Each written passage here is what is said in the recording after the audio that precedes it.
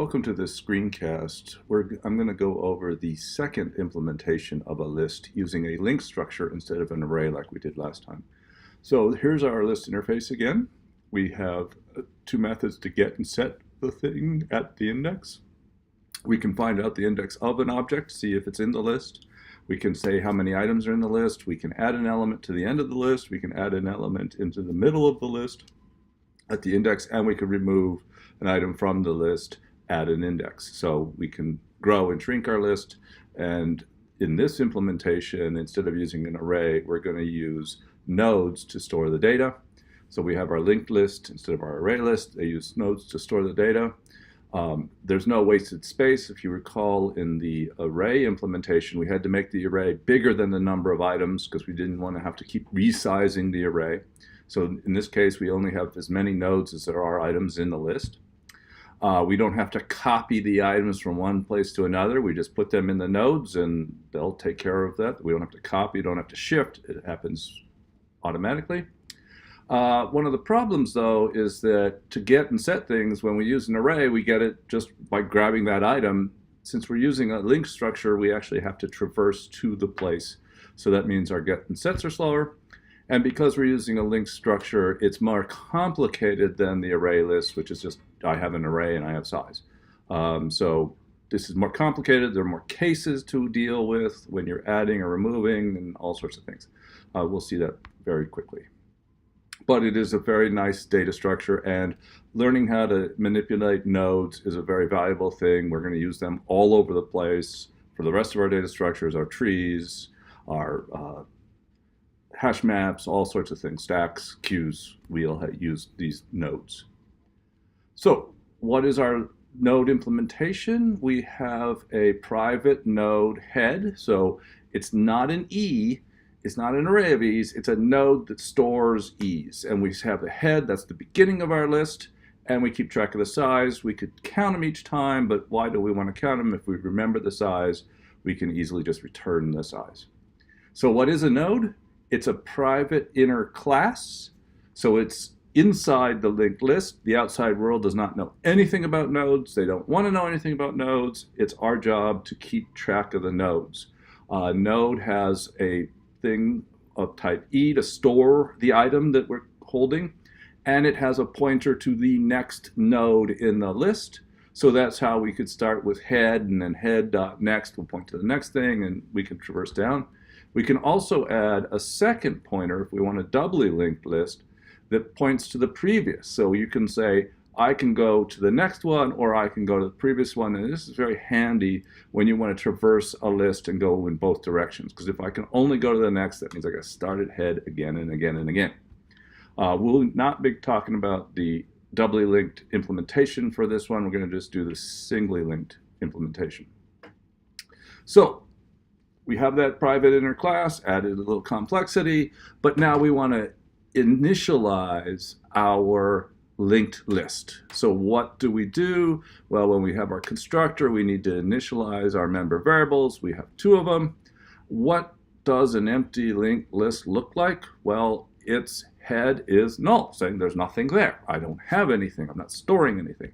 And what is its size? The size is, of course, 0. So I have nothing, I don't have anything in it, and head is null. So there's nothing there. So now let's go and talk. We have our list, we've done our thing, so now I've got my list, its size is 2. I want to get the item at index. So what's the first thing we need to do? Whenever we have an index, we need to check it because we don't trust the people using our program to give us 100% good data.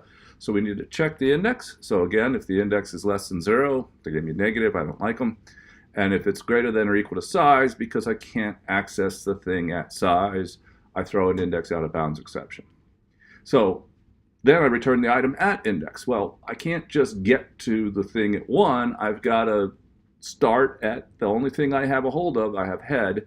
So I start at head, I move index steps down the list, and then I return the data of the node. I don't return the node, I've got to return the E stored in the node. So let's start at head. We create a temp as of type node, so it points to the head. We then move index steps forward with a for loop, starting at 0, going to less than I is less than index. How do I move temp forward? I say temp equals temp dot next. So what that will do is it will move temp to point to temp dot next, and now it's pointing at the first thing. And I do that until I get to the index, in this case 1, and I say I need to return the thing not at temp, because temp is a node. I need to return temp dot data. So I return the E stored in my node.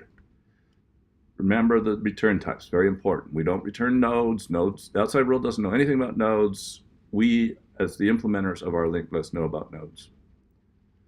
And the big O of this method is big O of n, because I have to go down the list. I have to start at the head and go 0, 1, 2, 3, 4, 5 till I get to the index, and then I can return the data there.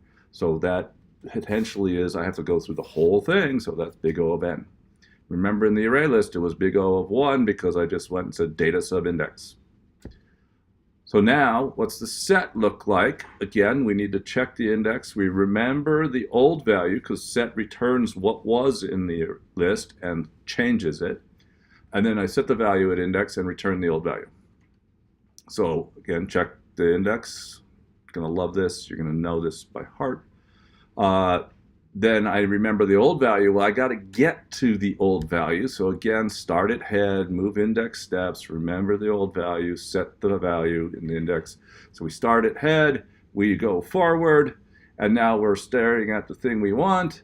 Now I got to remember the old value, so I create a local variable, retval or old value or whatever you want to call it. Store the E. Again, I don't want the node, I want the data.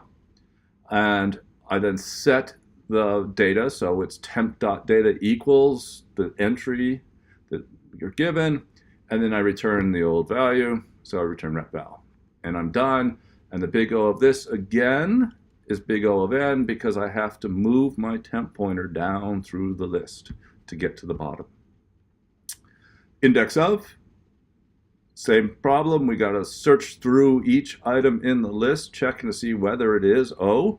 And then if it is, we return the index. If it's not, we get to the end of the list. We've looked at everything. We return a -1. So we, again, create our temp. So we're going to use it to search through the list. We're going to go from 0 to size because we want to go all the way through. If O is in the list, we return the index. So if temp.data equals O, so we're saying the thing at temp's data is equal to the thing we're looking for, we can return I because that's the index. If we get all the way to the end, oh, then we need to increment because we didn't find it. So we need to say temp.next. The temp equals temp.next, so we move temp. Now we can check this one, and then we're going to do that size times. And if we get to the end, then we didn't find O in our list, so we return -1, indicating, sorry, we didn't find it. The big O of this is, of course, big O of n because we have to search the entire list to see if it's there. If we find it, it returns, but if it's not there, we got to search the entire list, big O of n.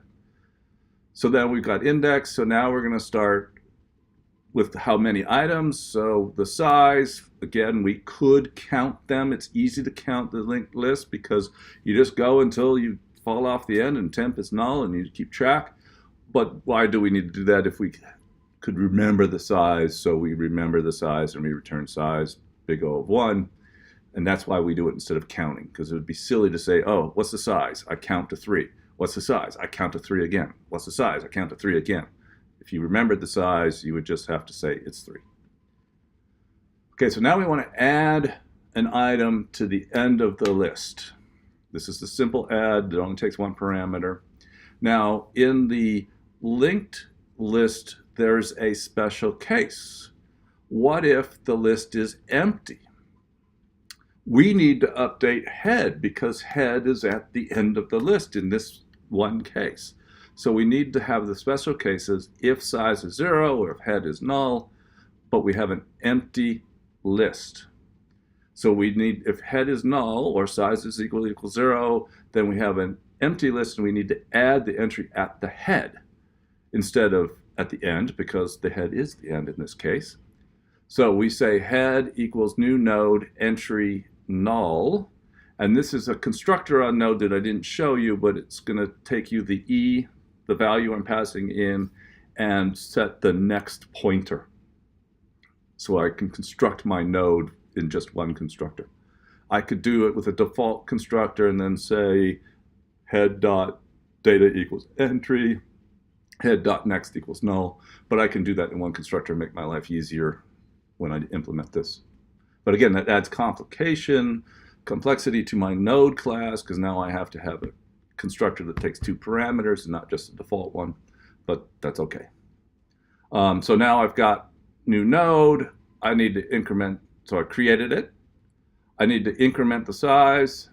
So now I have 1 item in it, and then I return true. So this is done. Now I should probably put the size and the return inside the if, because in the next slide you'll see that we have the else. But we could always do that, increment the size and return true at the very end of the method, whether or not we just dealt with the head or at the end. So now it's not an empty list, so we want to add to the end of the list. So what do we need to do? We got to get to the end of the list. So we start at the head and move size -1 times. So we want to be pointing to the last item in the list, because we got to update its next pointer.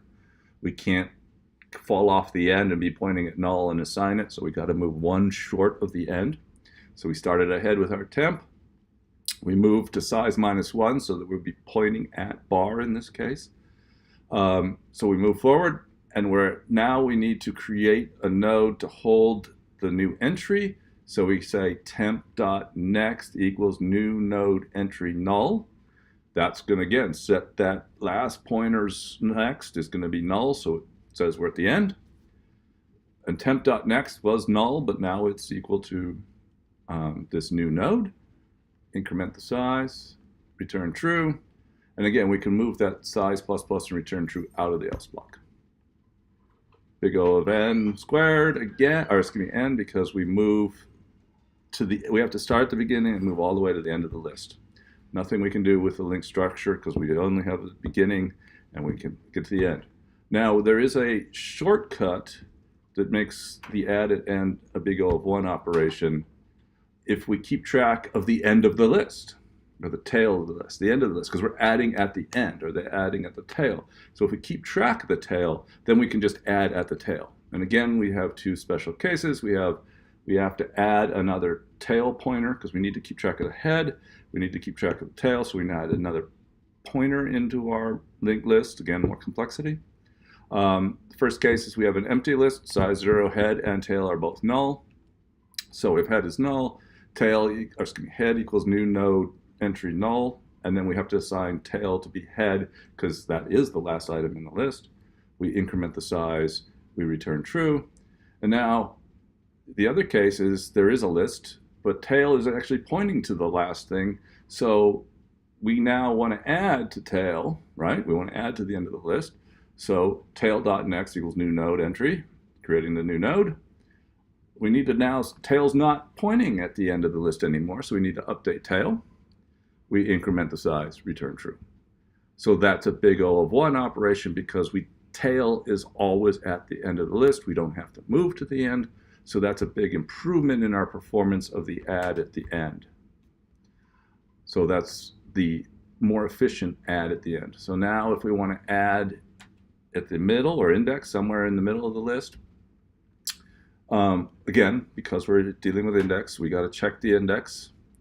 We need to move to 1 before the index. Again, we can't set the thing. We got to set temps next.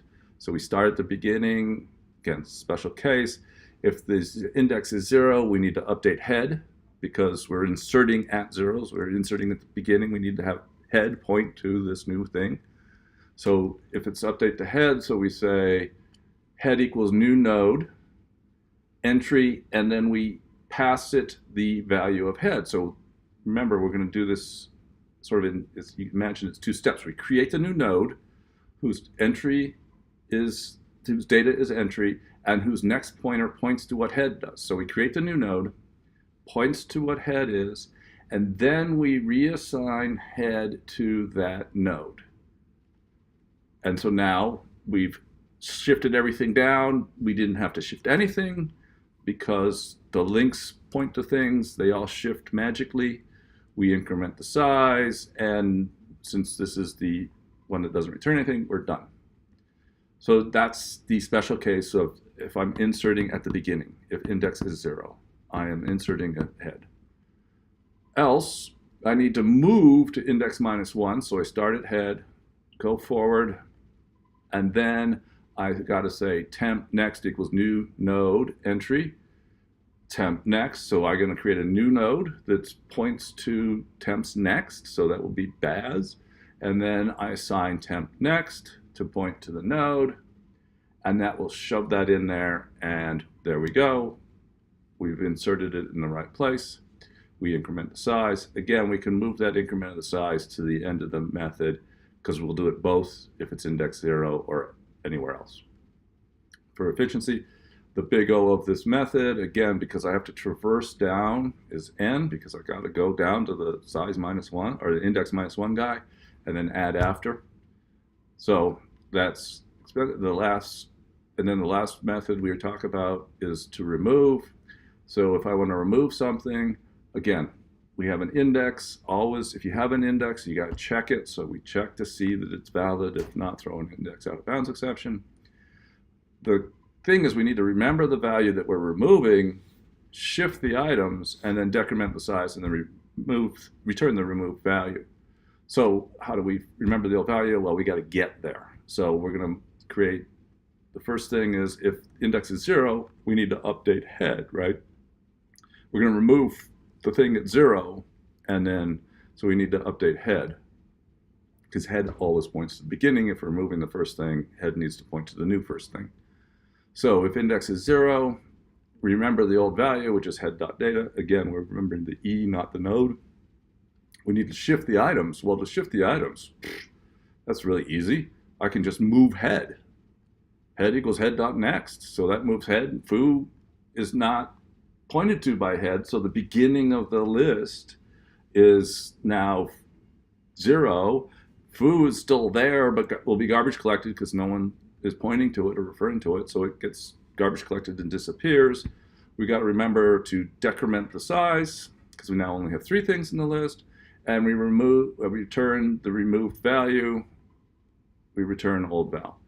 So that's the case where we had to update head because we're removing the first thing, or the thing at index 0. Else, we need to move our pointer down to where the thing we're removing, right before the thing we're moving, and then we shift the items. And then, so I need to move to index -1, remember that value. So I start at the head, I go to index -1. So in this case, I'm going to remove bar from the list. So I remember the value, which is temp.next data, right? So I got to remember bar because it's going to be removed. And then to shift the things, all I need to update is temp.next. So if temp.next equals temp.next.next, then I jump over bar. And again, bar is no longer pointed to in this list. So it will be garbage collected sometime later, and it's going to be gone. And so that will shift Baz and all the rest of them up 1. I got to decrement the size. I then return the old value, and we're done. And the big O of this again is n, because I got to move down to index -1. So that's big O of n, and I removed it. So what's the comparison between the array list and the linked list?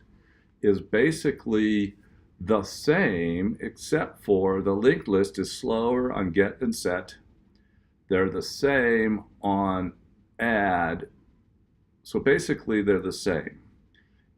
If you do that special added n where you remember tail, then the linked list is big O of 1. If you don't, then it's big O of n. And so the linked list is slower in the get, set, and potentially add. Otherwise, it's the same performance as the array list. So some people might ask, why would you ever use a linked list? I don't know why. It's a good implementation. Maybe if you're worried about having wasted space in your, memory is limited, you might try a linked list because there's less wasted space in a linked list. But for an implementation, it's good for you to practice manipulating nodes and dealing with shifting things around, because we're going to be dealing with trees and queues and stacks and things where we'll have linked implementations. Thank you for your attention.